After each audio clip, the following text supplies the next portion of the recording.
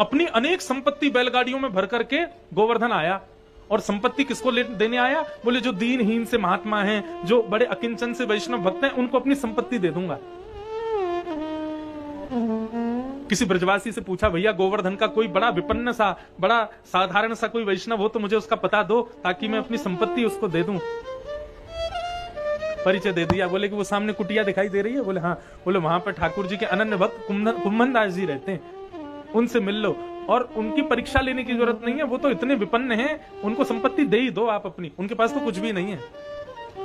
राजा अपनी संपत्ति लेके गया, लेकिन जिस समय गया उस समय ठाकुर जी गोद में बैठे थे कुंभन दास जी के। और जैसे ही वो कुंभन दास जी कुछ खिलाने जा रहे थे, इतने में ही सामने से राजा ने कुटिया की किवाड़ खोली, और किवाड़ खोलते ही ठाकुर जी अंतर ध्यान हो गए। ठाकुर जी गोदी से अंतर ध्यान होगा। अब कुंभन दास जी हाथ में वो सामग्री लेके बैठे हो। लाला लाला कहाँ चलो गए हो? अरे मेरो लाला कहाँ चलो गए हो? कहाँ छुप गए हो? कभी नीचे देखें, तखत के नीचे देखें, कभी बाहर जाके देखें, कभी दूर नजर डाल के देखें, अरे लाला कहाँ चलो गए हो? राजा अपनी समस्त सेना के साथ खड़ा है, संपत्ति न्योछावर करने के लिए खड़ा है, और कुंभन दास जी ठाकुर जी को ढूंढ रहे हैं। राजा ने प्रणाम किया, महाराज मैं फलाने देश का राजा हूं, वृंदावन में ब्रजमंडल में ठाकुर जी के विपन्न भक्तों को अपनी संपत्ति देने आया हूं। मुझे लगा आपको अपनी संपत्ति प्रदान कर दूं। प्रभु ये संपत्ति सब मेरी, आप स्वीकार करो। कुंभन दास जी की दैन्यता पर रीझ के राजा ने संपत्ति चरणों में अर्पित कर दी। कुंभन दास जी ने हाथ जोड़ के कही, बोले राजा तेरे पाम परूं, तेरे पैरन में दंडवत प्रणाम करूं, तेरे आगे सौं खा रहा हूं, तो को कभी नहीं दिखूंगा, लेकिन भैया या संपत्ति को लेके अभी चलो जाए यहां से। राजा ने खूब हट की कि आप रख लीजिए, आपके घर में कोई व्यवस्था नहीं है, आपके घर में आरसी भी नहीं है, ये संपत्ति स्वीकार कर लो, अपनी भतीजी का ब्याह कर लेना, बच्चों को अच्छा पढ़ा लिखा लेना। कुंभन दास जी बोले सब है जाएगी व्यवस्था, लेकिन राजा तू अपनी संपत्ति लेके चलो जा। जिस संपत्ति को लेने के लिए, अपना बनाने के लिए बड़े बड़े महात्मा बाहर खड़े थे, उस संपत्ति को ठुकरा रहे हैं कुंभन दास जी।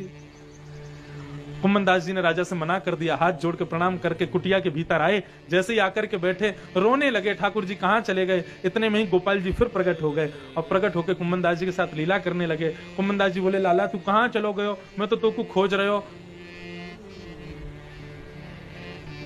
ठाकुर जी से बातचीत हुई। ठाकुर जी ने सहज भाव से पूछा, कुंभना इतना बड़ा राजा, अपनी इतनी सारी संपत्ति तो को देवे आयो, तेने मना क्यों कर दी?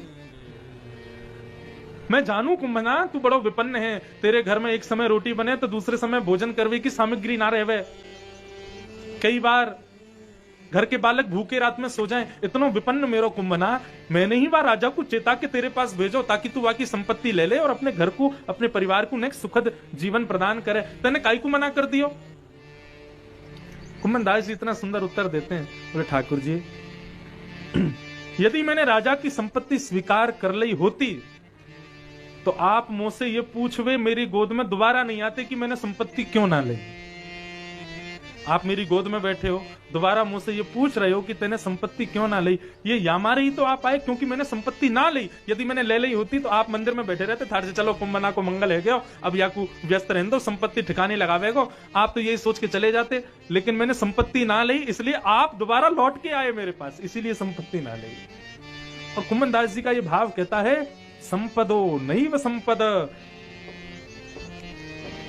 विपद विस्मरणम विष्णु संपद नारायण स्मृति।